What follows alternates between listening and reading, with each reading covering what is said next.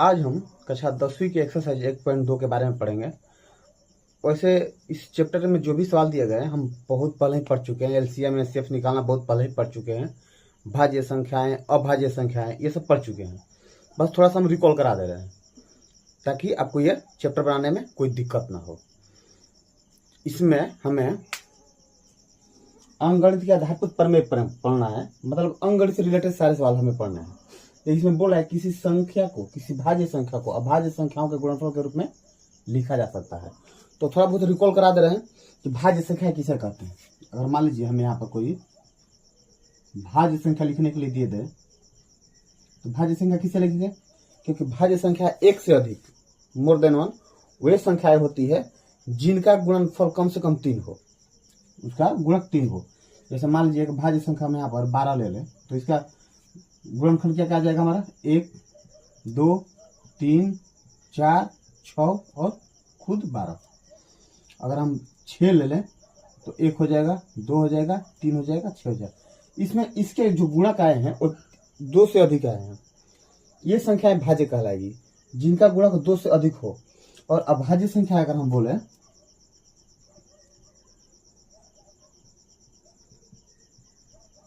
भाज्य संख्याएं अगर हम बोले तो अभाज्य संख्या वैसी संख्या हो जाएंगी जिनका गुणक 2 हो, यानी वो संख्या या तो 1 से कटे या अपने आप से कटे, चाहे कोई भी संख्या हो, या 1 से कटे या अपने आप से।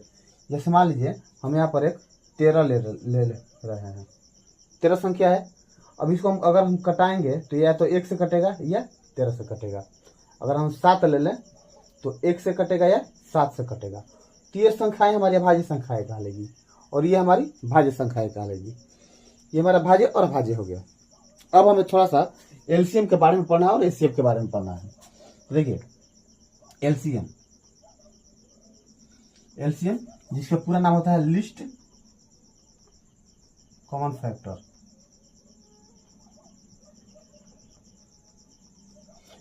मतलब अगर कोई किसी दो संख्याओं का हम एलसीएम निकाल रहे हैं तो उसका जो मिनिमम होगा अंक वही हमारा एलसीएम होगा।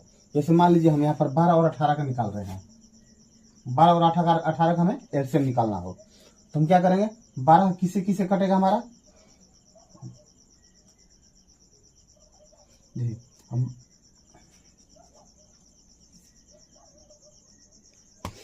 12 हमारा किस से कट जाएगा? देखिए, और ये हमारा 18 हो गया। ये दोनों का हमें एलसीएम निकालना है। हम क्या करेंगे? पहले हम 12 का टेबल पढ़ देंगे और 18 का टेबल पढ़ देंगे। तो 12 का हो जाएगा 12, 12 दूना 24, 32 36 बरछुक 48, 12 5 60 बरछुक 72। से आप पढ़ते चले जाइए। 18 का पढ़ना तो 18, 18 दूना 36, 18 3 54, 18 चौक 72, 18 25 90, ऐसे ही आप पढ़ते चले जाइए। अब इसमें देखेंगे वो मिनिमम संख्या कौन सा है जो दोनों में टैली कर रहा है, दोनों में मिल रहा है। जो संख्या दोनों में कॉमन होगी वही हमारा एलसीएम होगा। ठीक है, 12 तो इसमें है तो इसमें 18 है, इसमें 24 है, इसमें 24 नहीं, इसमें 36 है, इसमें भी 36 है।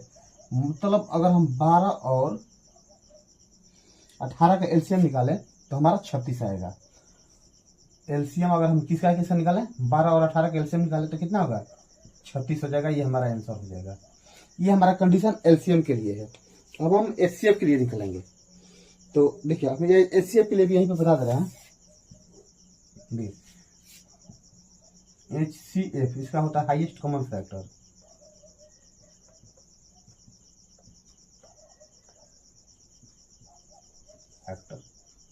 इसका मतलब ये होता है कि अगर दो संख्याओं का हमें एचसीएफ निकालना हो तो उन दोनों संख्याओं में जो मैक्सिमम अंक होंगे जिससे दोनों संख्या में भाग चला जाए वही हमारा दोनों का एचसीएफ होगा। जैसे मान लीजिए आप यहाँ पर 18 ले लिए और 24 ले लीजिए, तो 18 और 24 में ऐसा कौन सा संख्या है दोनों में जो कि मैक्सिमम संख्या होना चाहिए, बड़ा संख्या होना चाहिए जिससे दोनों में भाग चला जाए। तो देखिए पहले हम लिखेंगे कि 18 किस किस से कटेगा? 2 से कटेगा, 3 से कटेगा, 6 से कटेगा, 12 से बोल रहे हैं, 9 से कटेगा और 18 से कटेगा। अगर वहीं पर हम 24 की बात करें, 24 2 से कटेगा, 3 से कटेगा, 4 से कटेगा, 6 से कटेगा, 8 से कटेगा, 12 से कटेगा और 24 से। इसमें मैक्सिमम वह कौन सा संख्या है जिससे दोनों में भाग जा रहा है? तो अब पाएंगे कि इसमें 6 है। 6 ऐसा संख्या है जिससे दोनों में भाग जा रहा है। तो हमारा एचसीएफ क्या हो जाएगा, 18 और 24 का जो हमारा एचसीएफ होगा क्या हो जाएगा, 6 हो जाएगा आंसर इसका हो जाएगा। ये हमारा हो गया एलसीएम, एचसीएफ, भाज्य और अभाज्य संख्याओं के बारे में। अब थोड़ा सा हमें इसमें यह चीज पढ़ना है कि इसमें कौन कौन से सूत्र का हम उपयोग करेंगे। तो एक काम कीजिए, आप लोग ऐसे तो आप लोग को पता होगा, इतना तो मैं पता है कंफर्म कि बचपन में आपने पढ़ा होगा। तो एक बार आप देखिए, एक बार और हम एलसीएम निकालने का एक और तरीका याद दिला दे रहे हैं। जैसे हम यहाँ पर 12 और 18 का एलसीएम निकाले है ना, देखिए 12 और 18 का एलसीएम तो हम कैसे करते थे, 12 हमारा किस चीज से कटेगा, 2 3 4 6 12, सॉरी क्या लिख रहे हैं हम, 12 का अगर उत्तर मिलाएंगे तो क्या होगा, 2 दूना 4, 2 दूना 4, 4 3 12, और 18 किससे कटेगा हमारा, 2 गुना 3 गुना 3, 33 गुना 2 18। अगर इसका हमें एलसीएम निकालना हो तो हम क्या करते थे, सबसे पहले जो दोनों में मैच कर रहा है वो लिख लेंगे। तो एक 2 मैच कर रहा है तो 2 लिख लिए, एक 3 मैच कर रहा है तो 3 लिख लिए, और इसके बाद बाकी के जो संख्या बच जाएंगे उसको भी हम लिख लेंगे। तो हमारा क्या बच गया है, एक 2 बचा, एक 3 बचा, इसको भी लिख लेंगे। अब हम गुणा करेंगे तो हमारा उतना ही एलसीएम आएगा जितना उस बुद्धि से आ रहा है। तो 3 दूना 6, 36, 18 दूनी 36, देखिए हमारे यहाँ पर 36 आया ना। तो एक एलसीएम निकालने का ये विधि था, एक एलसीएम निकालने का ये विधि था, एचसीएफ निकालने का ये विधि है, और एक भाग विधि से भी एचसीएफ हम लोग निकालते हैं। तो भाग विधि से देखिए, जैसे मान लीजिए आप एक काम कीजिए, आप पहले इसको नोट कर ले, फिर हम भाग विधि से देख रहे हैं। अब भाग विधि से हम एचसीएफ निकालेंगे, इसमें हम करेंगे जैसे देख लीजिए, हमारे पास मान लीजिए 6, 7 और 18 तीन संख्या है जिसका हमें एचसीएफ निकालना है। तो हम क्या करेंगे, सबसे छोटे वाले संख्या से किसी एक संख्या में भाग कर देंगे। सबसे छोटा हमारा 6 है, इसमें से चलिए हम 18 में भाग कर दे रहे हैं, तो 3 बार में चला जाएगा 18, पूरा कट गया। अब इसी 6 से क्या करेंगे, जो बाकी का संख्या बचा है उसमें भाग कर देंगे। तो वो भाग हम यहाँ पर नहीं करेंगे, यहाँ से हट के करेंगे। तो 6 से हम 7 में करेंगे भाग, एक बार में गया 6। अब यहाँ पर एक बचा ना शेष, यहाँ पर जितना भी शेषफल आएगा उस शेषफल में हम इसमें भाग कर देंगे, 6 बार में कट गया। आखिर का वह संख्या जिससे भागफल शेषफल हमारा 0 हो जाए वही हमारा एचसीएफ होता है। तो इसलिए एचसीएफ हमारा क्या हो जाएगा, 1 हो जाएगा। भाग देंगे तो आखिर का वह संख्या जिसे हमारा शेषफल 0 हो जाए हमारा एचसीएफ होगा। तो 1 से हमारा शेषफल 0 हो गया, तो ये क्या हो गया, हमारा एचसीएफ हो गया। तो ये था इसमें बस बेसिक, और इसमें थोड़ा एचसीएफ एलसीएम का सूत्र लिखना है तो हम उसको भी लिख दे रहे हैं। अब देखिए, हमें सूत्र निकालना है तो पहले हम 2 संख्याओं के लिए लिख लेंगे। अगर हमारे पास 2 संख्या हो तो उसका एचसीएम और संख्या के लिए, अगर उसके पास हमारा 2 संख्या हो तो हम उसके लिए एचसीएफ में कैसे निकालेंगे और एलसीएम कैसे निकालेंगे। तो देखिए, इसका ए गुना बी,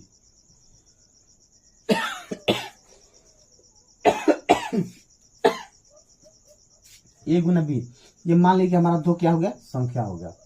तो इसका अगर हम निकालेंगे तो ये इसका सूत्र होता है HCF of A B into HCF of, sorry फिर एचसीएफ लिख रहा है, इस बार एलसीएम होगा, sorry LCM of A B.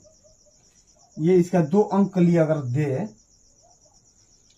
निकालने के लिए, तो ये जहां ए और बी हमारा क्या है, जहां ए और बी संख्या है,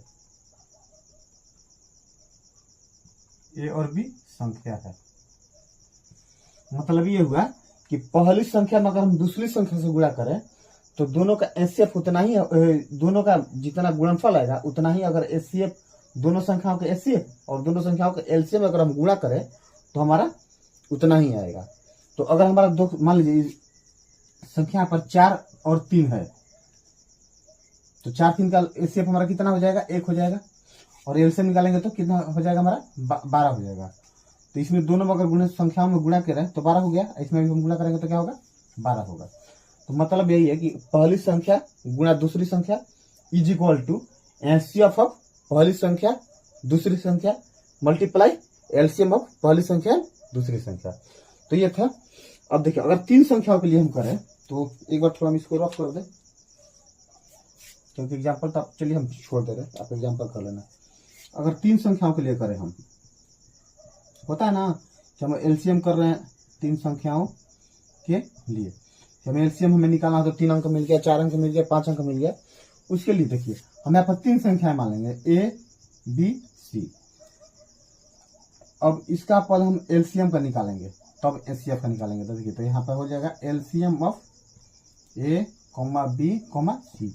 तो हो जाएगा, इसका सूत्र है ए गुना बी गुना सी गुना HCF of A B C बटा में HCF of A comma B गुना HCF of B comma C गुना HCF of A comma C, जहां एबीसी क्या है हमारा संख्या है।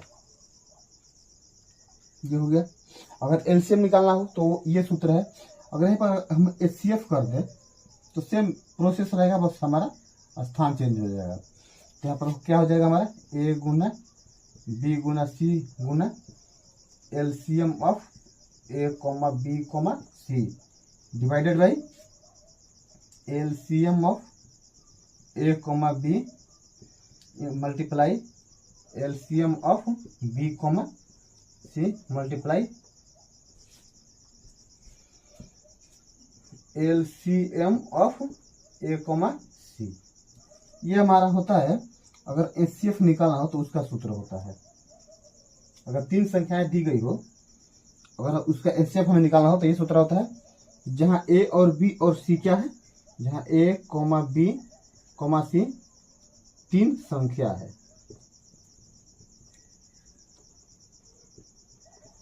अगर 3 संख्याओं का हम एलसीएम निकालना हो तो हमें ये सूत्र का उपयोग करना है, एचसीएफ निकालना हो तो इस सूत्र का उपयोग करना है। अगर 2 संख्याएं दी गई हो तो 2 संख्याओं के लिए हमें इसका उपयोग करना है। अगर आपको मान लीजिए इसमें हमें एचसीएफ दिया गया हो तो ये 2 संख्याओं का कैसे निकालेंगे भाई, तो एचसीएफ रख लेंगे, बाकी को इधर लेकर चले जाएंगे। जैसे एग्जाम्पल में आपको दिखा दे रहे हैं। अगर मान लीजिए हमको LCM of A comma B निकालना हो तो हम क्या करेंगे, एलसीएम निकालना हो तो हम कर देंगे ए गुना बी बटा में एचसीएफ ऑफ ए बी। हमने क्या किया, ये जो एचसीएफ मल्टीप्लाई में है इधर लाए तो क्या हो गया, भाग हो गया। एचसीएफ का सूत्र हो गया। इसी प्रकार हम एचसीएफ अगर निकालेंगे तो क्या हो जाएगा ए गुना बी बटा में LCM of A comma B. ये सूत्र हो गया। ऐसे इसमें भी हम करेंगे कि मान लीजिए अगर एलसीएम निकालना हो तो ये सूत्र का उपयोग करेंगे, एचसीएफ निकालना तो हम इसे सूत्र का उपयोग करेंगे। तो उम्मीद है कि आपको समझ में आ गया होगा। इसमें कुछ पढ़ना था, आपने पहले से पढ़ रखा है, बस आपको उसको रिकॉल करना था। और उम्मीद है कि आपको सारे के सारे समझ में आए होंगे। तो एक बार आप इसको नोट कर लीजिए। इसके बाद जब हम चैप्टर लगाएंगे तो सारे सवालों को आसानी से समझ में आएंगे। इसके बाद जो हमारा वीडियो होगा उसमें सारे सवालों को ऐसा स्टेप बाय स्टेप मिलेंगे। तो चलिए आप इसको नोट कर लें।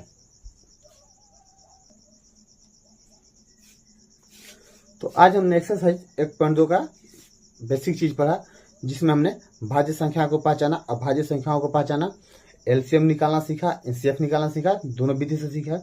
इसके बाद हमने और क्या सीखा जी, हमें अगर 2 संख्याएं दी गई हो तो उसका हमें गुणनफल कैसे निकालना है, 3 संख्याओं के लिए कैसे हमें एचसीएफ एलसीएम निकालना है।